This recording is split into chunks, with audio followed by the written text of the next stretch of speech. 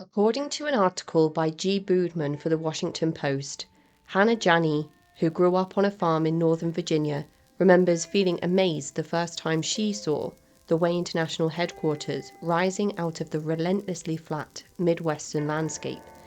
Amid endless miles of cornfields were meticulous gardens, man-made ponds, gurgling white marble fountains, and buildings so freshly painted they gleamed under the summer sun. Most impressive, Janney recalls, was the sight of 16,000 brothers and sisters who had flocked to this tiny hamlet outside Dayton for an annual week-long festival called the Rock of Ages. Like Janney, they were devout members of the Way, a little-known fundamentalist Christian sect, which some theologians believe to be the nation's second-largest cult. The Way now has an estimated 40,000 followers, more than Reverend Sun Myung Moon's Unification Church. Everybody thinks the Moonies are the big cult because they've gotten the lion's share of publicity, but the Way is much bigger and more pervasive, says Lowell Streaker, director of San Francisco's Anti-Cult Counseling Center.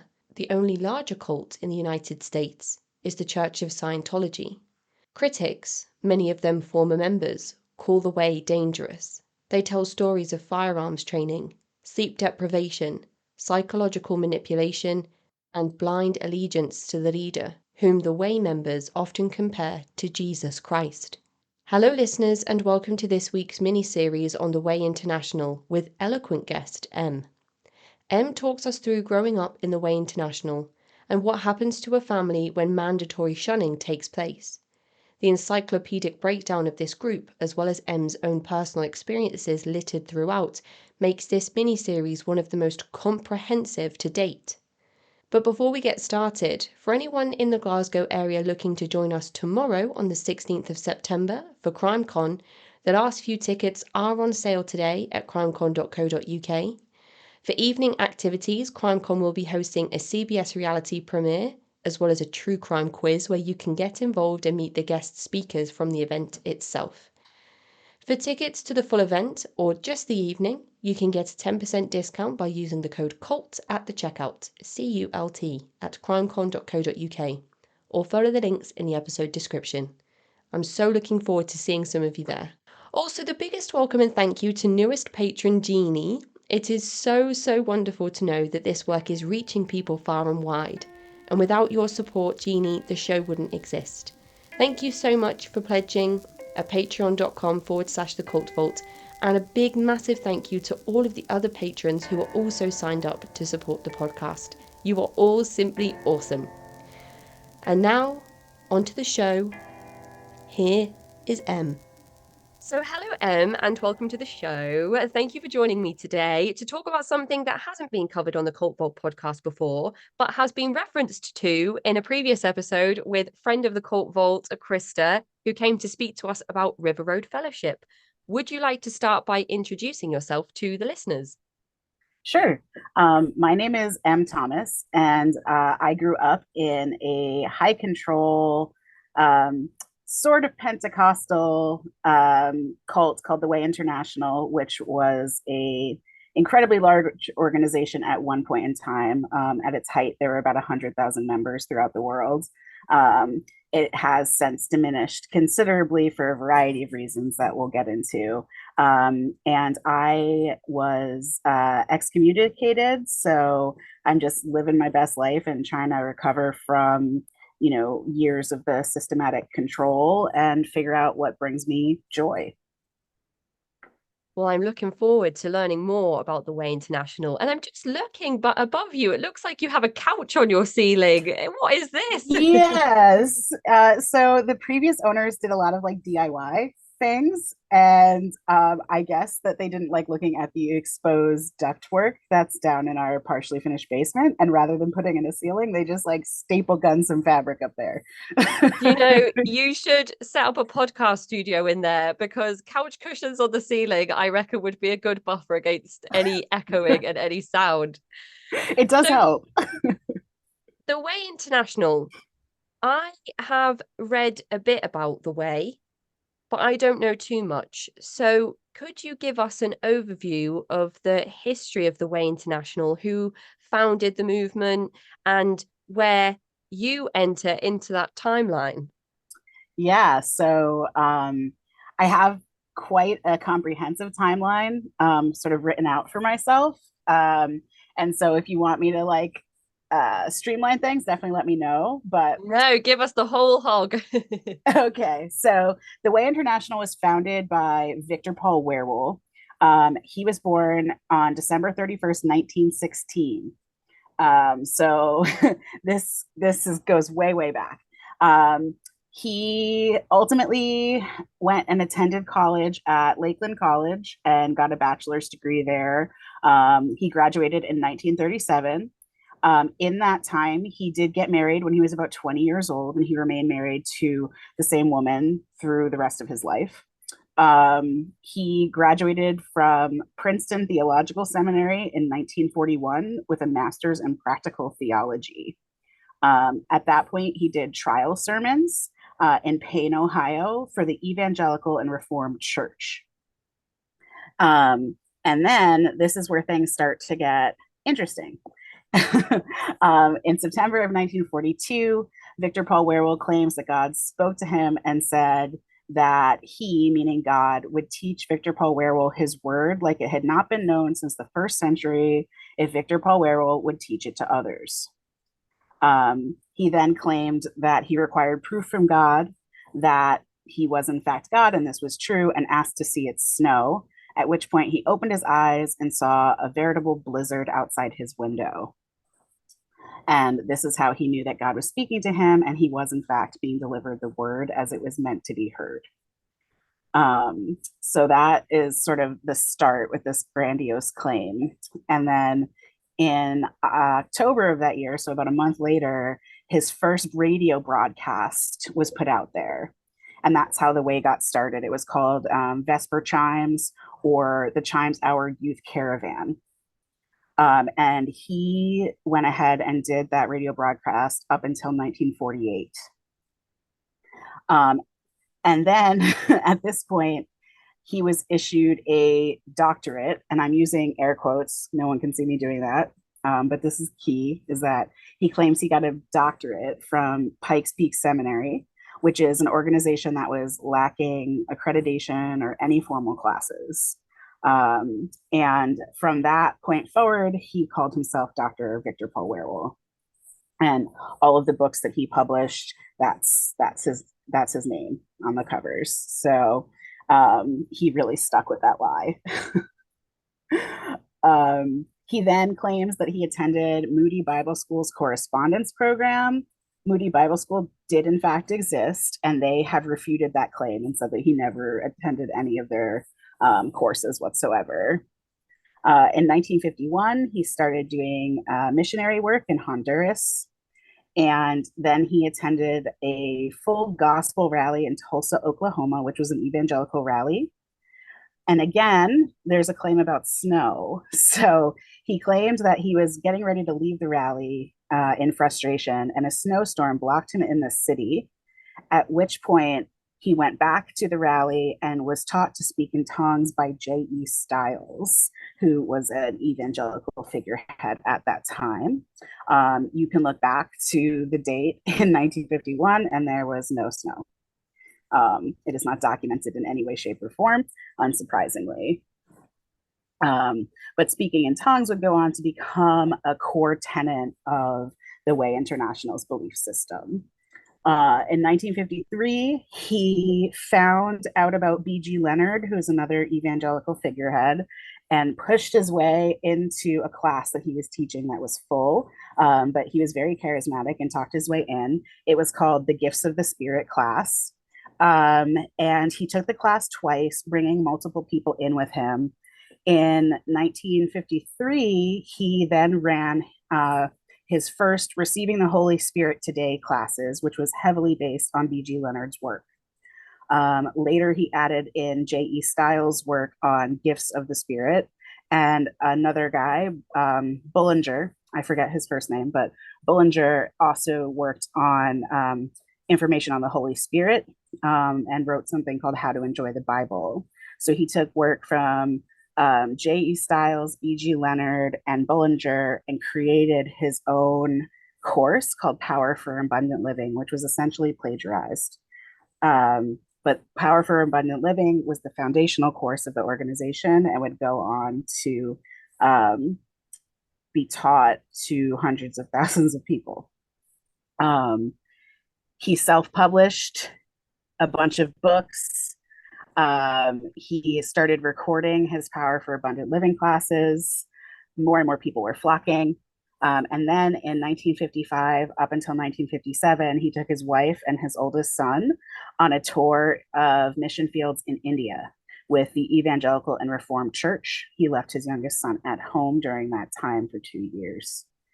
In 1957, when he returned, he cut his ties with the Evangelical and Reformed Church and took his Power for Abundant Living class with him. So he took all those materials and went like, these are mine. I'm going to market these. He was able to buy out his family farm with the help of one of his brothers and declared it a property of the Way, which was a church organization and thus tax exempt. He did live at headquarters on this property until his death. In 1959, he started running summer camp in Wisconsin. In 1960, he added one in Indiana. In 1961, he had finished the farm, totally refurbished enough to move there, and started teaching official summer camps at Way headquarters, which still exists in New Knoxville, Ohio. In 1962, he moved everything to the farm and began teaching all of his classes on location. And in 1953, he started filming sessions called The Teacher, which would later become the Power for Abundant Living film. In 1967, he published Are the Dead Alive Now? And filmed the final version of Power for Abundant Living. And at that point, he had just had tens of thousands of people flock to him. And he really took advantage of sort of the free love hippie movement. You'll find as we talk about the Way that there wasn't a purity culture emphasis as there are in many Christian cults for a variety of reasons, but one of which was the population of people that he was gathering to himself that really would have probably limited his membership if he had hit the purity culture thing hard. And at that point, he had people on both coasts. He had sizable membership on both sides of the country. And he instituted a policy that all tithing, which again, tithing becomes an important component, but all tithing would go to headquarters, no exceptions. So people outside of headquarters who were part of the organization with in-home ministries and things were not receiving any of this tithing. It was all going directly to New Knoxville.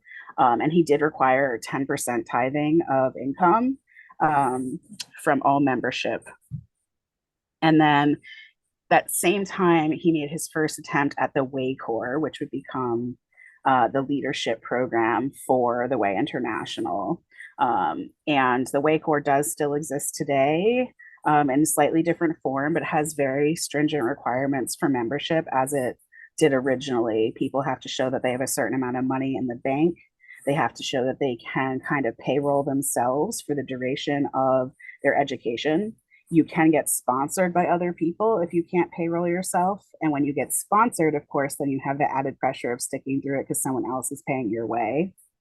And it is kind of like a lifetime commitment. Like if you go through the whole Way Corps program, the concept is that you're in it for life. You are going to be leadership in the Way. There's lots of room for growth. There's boards of trustees. There's the Way Corps director position. There are branch leadership positions, which, you know, branches refer to basically all of the fellowships within a certain jurisdiction or area. And at this point, back in 1969, Victor Paul Werewolf started talking a lot about condemning rock and roll music, musicians and celebrities that were kind of quote unquote out there. He said that all musicians were possessed by devil spirits. And he began his own like Waycore band, and that was the music that you were supposed to listen to. He taught the myth of the 6 million, so the Holocaust was a fake. He was very serious about defending from communists. There were guns, there was weapons training. Um, the the Waco thing kind of blew all of that up, and at that point, they kind of backed off on advertising their firearms training and having firearms. But it was a big point of contention for a lot of people. Um, I mean, as it should have been. In 1971, on top of the WACOR program, he rolled out what was called the WOW Ambassador program. And so the WOW Ambassador program had strict requirements for entry, but was less intensive. It was only a year commitment. And those folks he sent out to live in specific areas of the world to go and minister and recruit.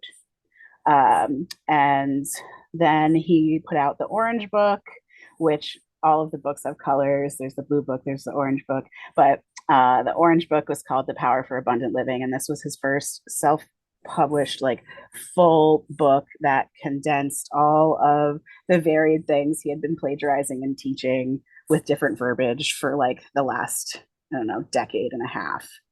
Um, he had pamphlets that he was handing out at colleges. He kept publishing, publishing, publishing.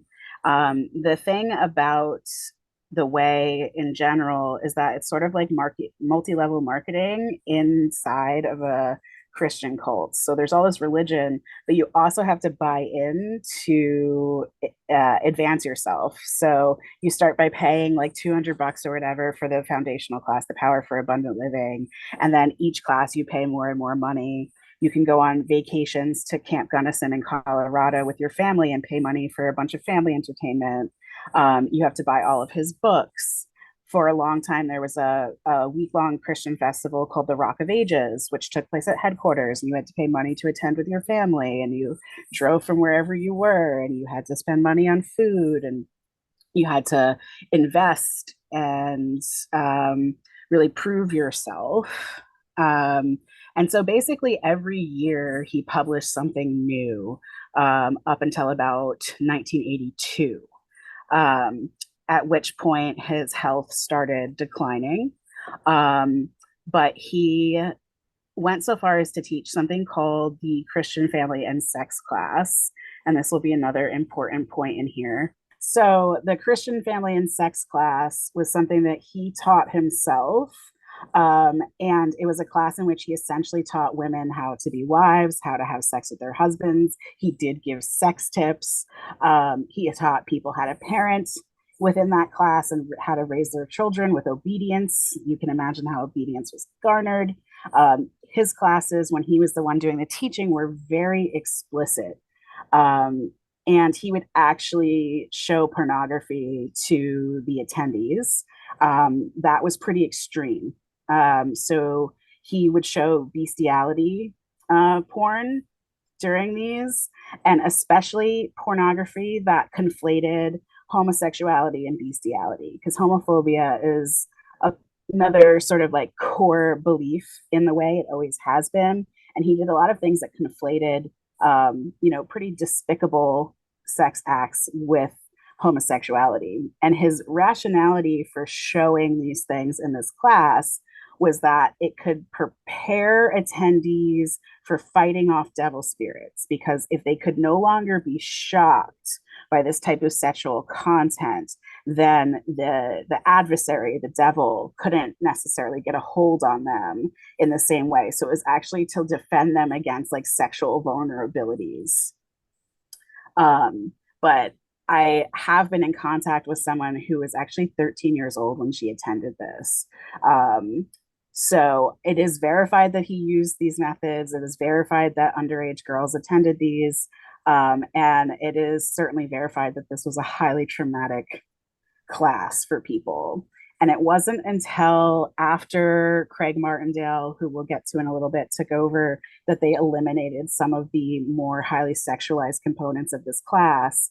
And ultimately, they just kept revamping it to be more palatable as time went on. I don't know if right now, currently, they still teach this class in some format. But when we were Mark and Avoid or excommunicated in 2000, they were still teaching it in a more palatable, digestible way. So he really inserted himself into every aspect of life. He had tithing, he had parenting rules, he had marriage rules, he had sex rules, he had a lot of beliefs about Jews and homosexuals both being equally evil. You know, I grew up around a very racially diverse group of people. Um, our fellowship in particular, there were families that were Black, there were families that were Latinx. Um, and in my experience, it didn't feel like there was a lot of racism, but I have zero doubts that there were. You know, I was looking at this through a child's eyes. These people helped raise me because, you know, your fellowship is basically like your family. So in my mind, like everybody was equal, but I have zero doubts that there was a lot of racism that also permeated things. I think Victor Paul Werrell was just always looking for people that he could put underneath himself. So women, children, homosexuals, Jews, and I'm sure people of color. Um, so, you know, there was just a lot of hate mixed in with what was supposed to be a lot of love. As Victor Paul Werrell aged, he ended up inserting L. Craig Martindale, who was the Way Corps director, as president um, on their 40th anniversary. So 1982 was the 40th anniversary of the Way. And at that point, he installed L. Craig Martindale.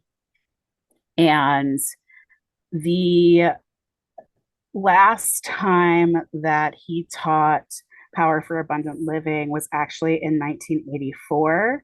It was done live at Camp Gunnison in um, Colorado. And at that point, he had expanded all over the world. He had a jet.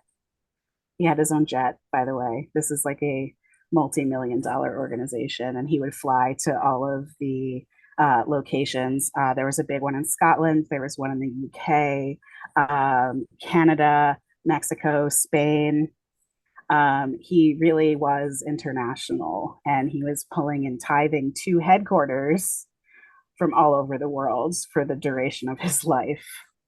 Um, he did pass away in 1985 at the age of 68. According to his death certificate, the cause was cancer of the liver and the eye. And he claims that he got the cancer of the eye from the lights under which he filmed Power for Abundant Living. So he sacrificed his sight and his life to put the true word of God out into the world.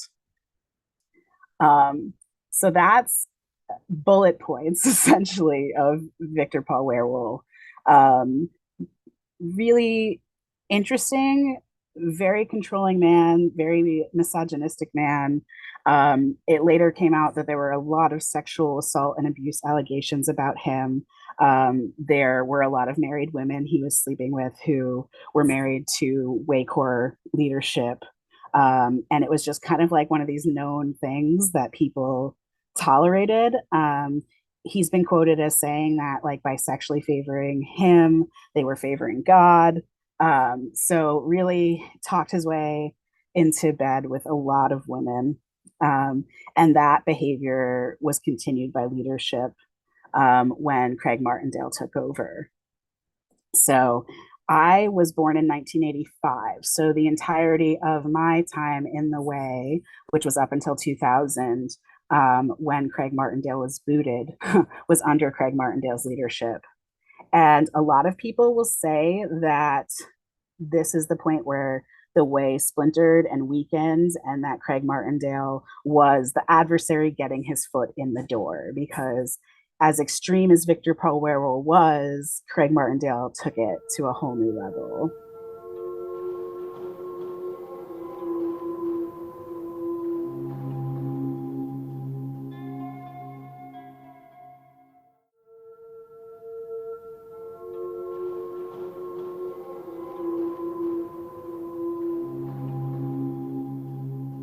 it's kind of like what people expressed in the Keep Sweet, Pray and Obey documentary. They said Rulon Jeffs, there were issues with his leadership, but when Warren Jeffs took over, the abuses became more extreme and the control measures became more extreme. It seems like this werewolf figure is really adopting parts out of every cult playbook. You reeled off so many different things that he was using, and I am interested in his position on not being drafted into the war, because 1942, the prominent kind of implementation of his plans, that was the year that I believe, and someone please correct me if I'm wrong, 1942 was the year that 18 to 64-year-olds in America were required to sign up to be drafted into service. So I don't know if it was his position as a clergyman or a religious figure that made him exempt from being drafted. But was it something like 30-50 million American men were drafted into that war? So how he wasn't a part of that is interesting. Being born 1916 around the First World War and then starting this ministry in the Second World War is just an interesting point in history for all this to happen. And then, of course, appropriating the hippie movement and saying, you can have free love and a relationship with Christ, and that's okay. And then later on, when everybody's involved and everybody's like, we're on board, and he's controlling everything, the goalposts are then moved, and actually no, we are going to change things. It's not as free love as I once said it was, because you can only have relationships that I deem to be appropriate, which is basically him with anyone he wants, which is of course the most heinous form of sexual exploitation. And this is just the first part. What an incredible introduction to this whole movement, and it really was international, as you said. So please continue. This is amazing stuff. Thank you, Em. Yeah, I'm really happy to be sharing this because the way has been very litigious and they have a lot of resources. And so they are not a well-known organization, despite the fact that hundreds of thousands of people took the Power for Abundant Living class, and like literally 100,000 people were at peak membership. If you Google it, like you can find Washington Post articles from the 80s, but there's really nothing current aside from former membership being on a variety of forums. And even that is difficult to find if you don't have like the right keywords to look Yeah, for. yeah. It Um, also feels like nothing that Werewolf was offering was original. He attended other people's sermons and courses, and had this theological education and kind of cherry picked what he could see was effective and then turned it into his own teachings, which is what, interestingly, Victor Barnard did when he broke away from the Way International and started River Road Fellowship, which Krista has been on the show to tell us about.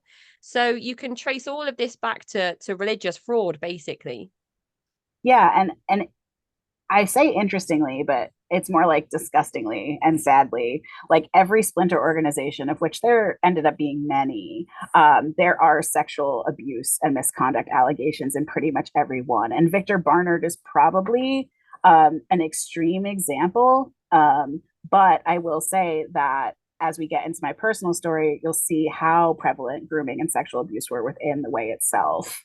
And Victor Ware will certainly set the stage for that. And whether that was like one of his main motivations for forming this organization, that's up for debate, but I certainly don't doubt that that's a factor. And I do think that he was a coward. I think he was avoiding a lot of things, hiding behind the way and hiding behind his position as a clergy person, getting his nonprofit like church status, avoiding taxes, just hiding behind these bodies of the people he was putting out into the world while he was sitting pretty in his jet, flying from country to country and sleeping with people's wives. And I think it's just really consistent across cult leadership that they're somehow managed to get out of things like military service. They somehow managed to get out of like day to day, work because they're able to be charismatic enough to make other people do it. And then they take these vulnerable people and they instill all of these ideals into them. This indoctrination is so thorough. And when you take somebody like Craig Martindale, who had been involved in Christian organization at college and went to a way meeting on campus, because one of the big ways that way recruited was actually just like military recruiters, is they had recruiters on college campuses, which I know is another kind of common tactic, but they still do it at colleges in Ohio. I found a Reddit thread recently about it. Like, this is one of the things that they have kind of perfected over the years. So that's kind of where Craig Martindale came from. He was born in 1984, and by the time he was in college at the University of Kansas, he had become a leader in the Fellowship of Christian Athletes there. He was a football player. And he got a bachelor's degree in psychology from there, which I also think is really important. Because, of course, when you understand how people learn and what motivating operations are, you're much more able to manipulate things. And you're also, I think, able to kind of point out and easily find weaknesses within people to take advantage of and exploit. So there was a way meeting on his college campus where he heard a WOW ambassador, so one of these folks who was out in the world ministering, he heard them speak. And then he was so intrigued by it that he went and actually saw Victor Paul Wierwille himself teach, and he immediately signed up for the Way is Power for Abundant Living class, and then joined the Way in 1971. He quickly became the Way Corps director. Victor Paul Wierwille kind of cherry picked him and was like, this is the guy. I'm going to put him in leadership and see what he does. So he was the Way Corps director until he took over the presidency in 1982. He, at that time during his presidency, published articles in the Way magazine, which you can't find any of his articles credited on their website. But there's a lot of like uncredited articles from old Way magazine, not episodes, that's not the right word, old Way magazine publications that there isn't an author attached to. And so part of me wonders if they just took his stuff and took his name off of it, because he pretty much ended up disgracing them. But he also wrote a book called The Rise and Expansion of the Christian Church in the First Century, which you can still find on Amazon along with Paul Wierwille's works. So what ended up really happening, which people refer to as like the nosedive or the schism in the Way, is that Chris Greer, who was leadership in the UK and also had a close relationship with Victor Paul Wierwille, about a year after his death, published and read to Way leadership and Way Corps, like live, something he called The Passing of the Patriarch, which was a very long document outlining Wierwille's last days, including criticisms of the Board of Trustees and allegations of unbiblical decisions and behavior on Craig Martindale's part.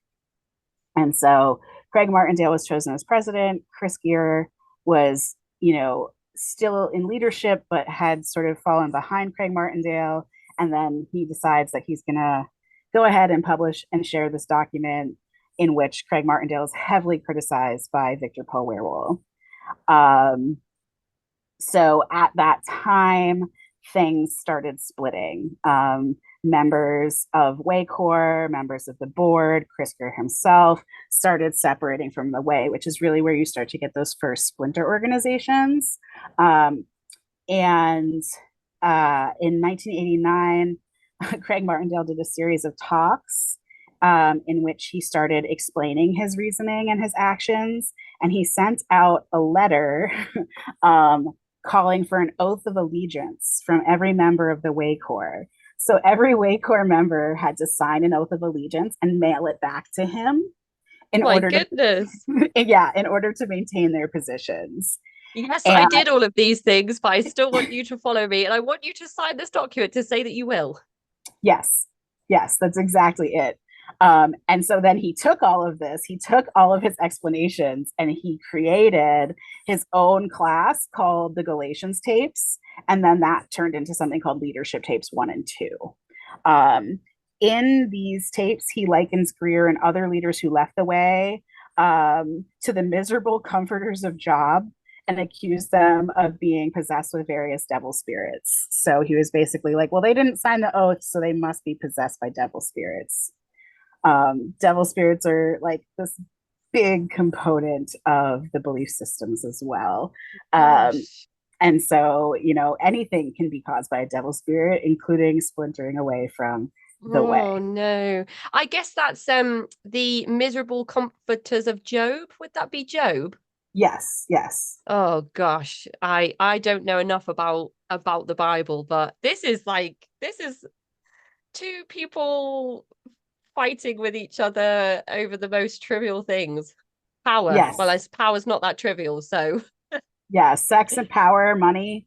That's, I think, a lot of what it comes down to. And then believing that you are a true disciple of Victor Paul Werewell and the other one isn't, and you're adhering to Victor Paul Werewell's visions and interpretation of the Bible. Which, if we go back to the beginning of this story, Victor Paul Werewell was given the word of God in the way it was meant to be interpreted, and that's the foundation of all of this. So Greer saying that, Victor Paul Werewell accused Craig Martindale of moving away from the true interpretation. And so honestly, it's a bit like a dick measuring contest, yeah, I to be was gonna say, I honest. was gonna say that, but I didn't want to be but you've said it now, so it's out there. The two Yeah. men and I said fighting over trivial things, but what I was thinking was that, yeah.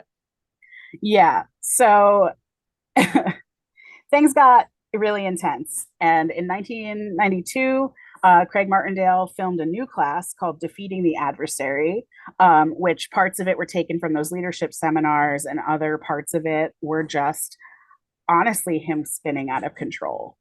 Um, so at that point, he started taking out of curriculum classes, books, music, or references to leaders who had been removed. In the mid 90s, he started replacing classes and programs, which and doctrines of Victor Paul Werewell. And he actually filmed his own version of the advanced class, which replaced Power for Abundant Living, called The Way of Abundance and Power. So just This feels like the adversaries are not, the seven deadly sins. It's not looking at things like gluttony. It's not looking at Satan and Satan's influences and rock music. It's actually looking at other people who are also practicing the same things that you're kind of practicing, but not in the right way.